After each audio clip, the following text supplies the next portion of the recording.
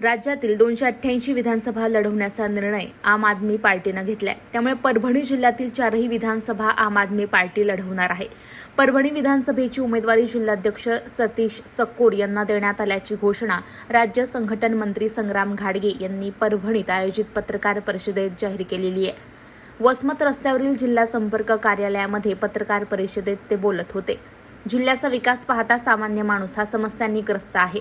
आरोग्य, रस्ते, वीज हे मूलभूत प्रश्न आज जिल्ह्याला भेडसावत आहेत। जिल्हाध्यक्ष चकोर यांनी मागील 1.5 वर्षात पक्षाची संघटन बांधणी केली आहे। तसंच मूलभूत प्रश्न, शेतकऱ्यांच्या प्रश्नांवर आंदोलने केली आहेत। त्यामुळे परभणी विधानसभा निवडणूक लढवण्याची जबाबदारी ही पक्षश्रेष्ठींनी सतीश चकोर यांच्यावर दिली असल्याची माहिती समोर आलेली आहे।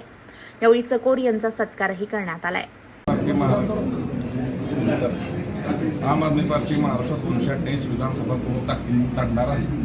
पण आता मराठवाड्यातील आपण बीड विधानसभा मतदारसंघ अशोक येडे पाटील यांची उमेदवारी जाहीर केलेली आहे। लातूरमध्ये लातूर विधानसभा शहर अश्विन नलबले म्हणून आहे, त्यांची उमेदवारी जाहीर केलेली आहे। आणि आज आपण परभणी जिल्ह्यातील परभणी विधानसभा मतदारसंघ सतीश चकोर यांची विधानसभा आपण जाहीर केलेली आहे।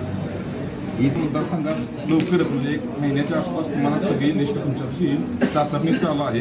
मेरिटनुसार ते काम चालणार आहे। जनसंपर्क कुणाचा किती आहे, कुणाचं काम किती आहे, समाजसेवा, राजकीय त्यांचं बॅकग्राऊंड कसं हे बघून आपण त्यांना उमेदवारी लवकर जाहीर करून ती सुद्धा नावे आपण लवकर घेतली। कोणकोणते भाजपचे नेते संपर्कात आहेत, आमच्या काँग्रेसचे संपर्कात आहेत, राष्ट्रवादीचे संपर्कात आहेत। आमच्या बऱ्यापैकी लोक आम आदमी पार्टी असायची की त्यांना स्पेस मिळतो, जागा मिळते, त्यामुळे तिथं बऱ्यापैकी इतर पक्षांची लोक नेते आमच्या संपर्कात आहेत। परभणी जिल्ह्यात संपर्क आमचा महत्त्वाचा मुद्दा आहे।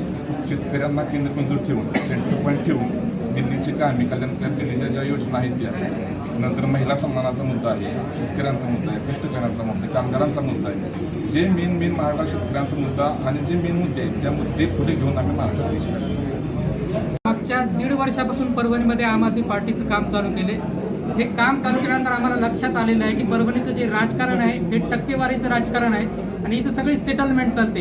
काही जण आमदारकी एका पक्षाला देतात, त्यानंतर महानगरपालिका एकाकडे, आणि सगळेजण मिळून मिसळून खात आहेत। जनतेला या सगळ्या राजकारणांबद्दल प्रचंड उद्विग्नता आहे, रोष आहे जनतेमध्ये। त्यामुळे जनतेला एक नवीन पर्याय द्यायचा आणि ते पर्याय हा भ्रष्टाचार मुक्त आम आदमी पार्टीचा लोकांना पटतोय।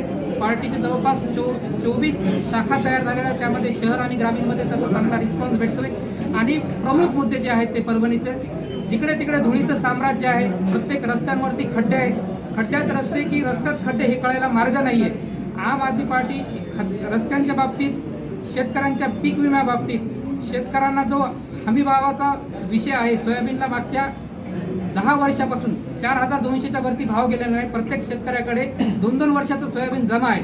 त्यामुळे शेतकऱ्यांचे मुद्दे पीक विम्याचे असो, हमी भावाचे असो, बेरोजगार तरुणांना आपल्या MIDC मध्ये कुठलाही रोजगार नसल्यामुळं आणि टक्केवारीची अपेक्षा असल्यामुळं कुठलीही कंपनी इथे परभणीमध्ये यायला तयार नाही आहेत आणि त्याचा सगळ्यात मोठा फटका बेरोजगार तरुणांना बसतोय। तिकडे मुंबई, पुण्यासारख्या शहरात जाऊन झोपडपट्ट्यात राहून अत्यंत दर्जाहीन आयुष्य जगून तिथे मोलमजुरी करून काम करावं लागते।